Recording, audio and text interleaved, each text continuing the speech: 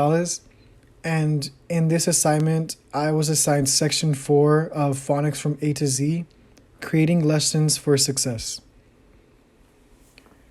As a teacher, we must collectively come together sometimes to discuss the best course of action to take for students. It is important that we work together diligently to discover new teaching methods as the world changes too. Creating lessons for success is vital for students to succeed as well. How phonics is taught. There are two approaches to teaching phonics. One is the synthetic approach and the other is the analytic approach. The synthetic approach is students are taught letter names, the sound of each letter, and blending sounds to form words. The analytic approach is a list of words with common phonic element is shown. Children are asked to examine the words and discover what they have in common, focusing on the similar sounds. Current research suggests that a combined approach is needed to teach students phonics, but a heavier emphasis on synthetic approach is needed.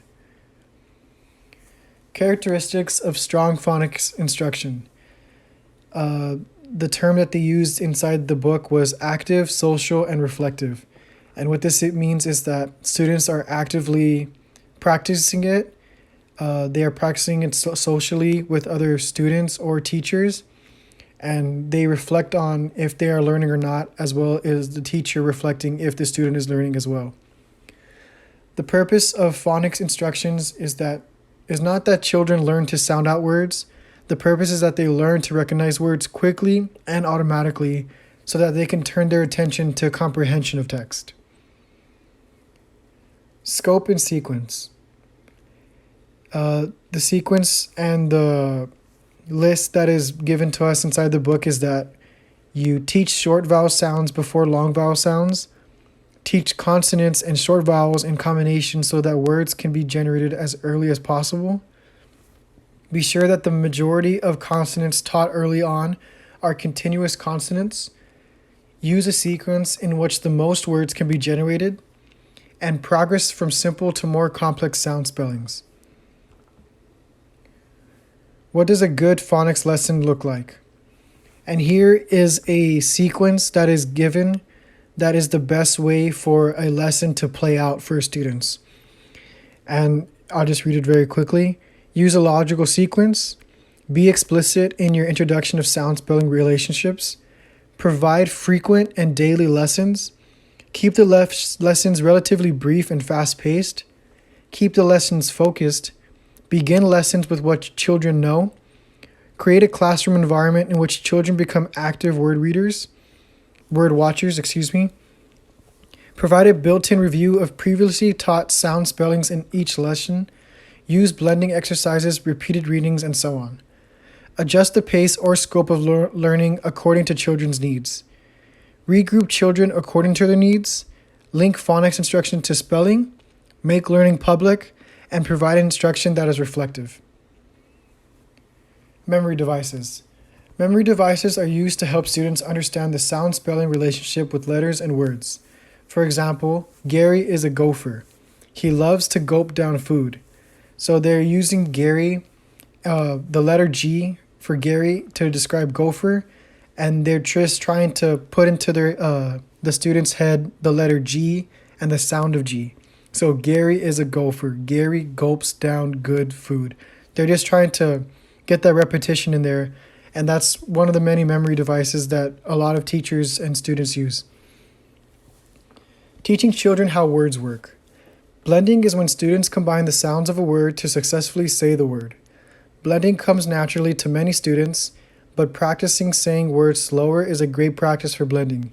Repetition of this is a strategy commonly used. Controlled text. There are two types of controlled text. The first is decodable text, and this is the vocabulary based on the knowledge of the sound spelling relationships. And the second type of controlled text is predictable text. The vocabulary is predictable based on such factors as repeated text patterns. And this brings the question, is decodable text necessary and does it matter? Decodable text prompts word identification skills, phonics, and spelling abilities. as well as positive reading attitudes in early readers. Repetition of this will only increase reading comprehension and fluency. High-frequency words.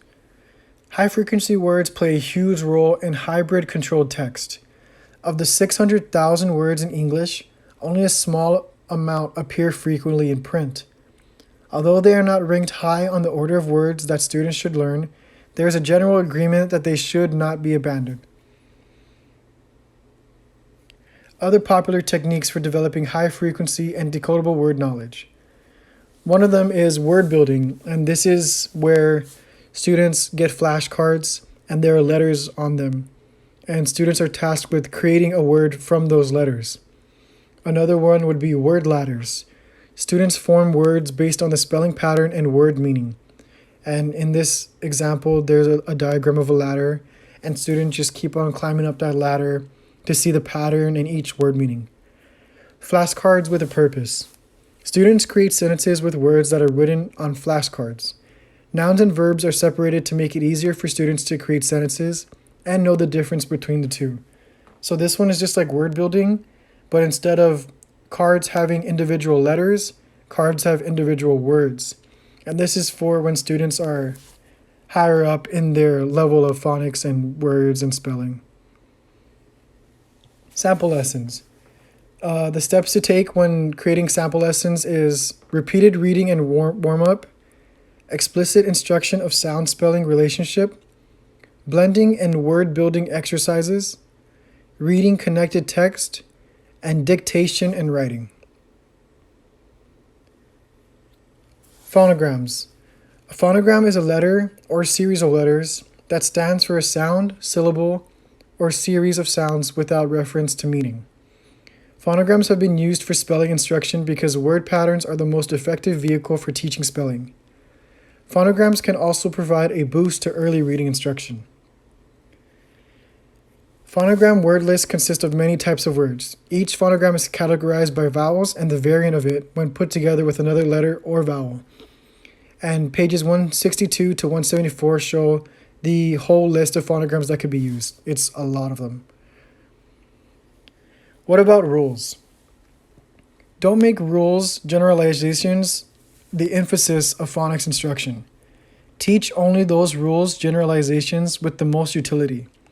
Emphasize applying the rules.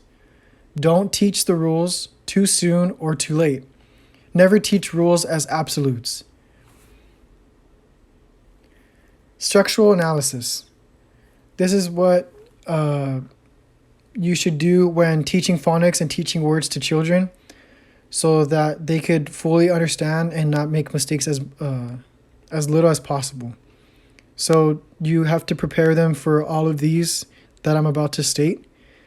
Compound words. Words that are made up of two smaller words. Prefixes. A group of letters that appear at the front of a word. Suffixes. Letter or group of letters that is added to the end of a root or base word. Homophones. Words that sound the same but have different meanings. And this could be like see or see as in with your eyes, and sea as the ocean. And syllabication, unit of pronunciation. 35 quick and easy phonics and word analysis games. This part of the section provides tons of games that involve students to increase their skills in phonics. For example, the first game listed is Sound Bingo. And in this case, instead of bingo with letters and instead of bingo having numbers, it has letters in it. So instead of a teacher yelling out numbers, they'll be saying letters.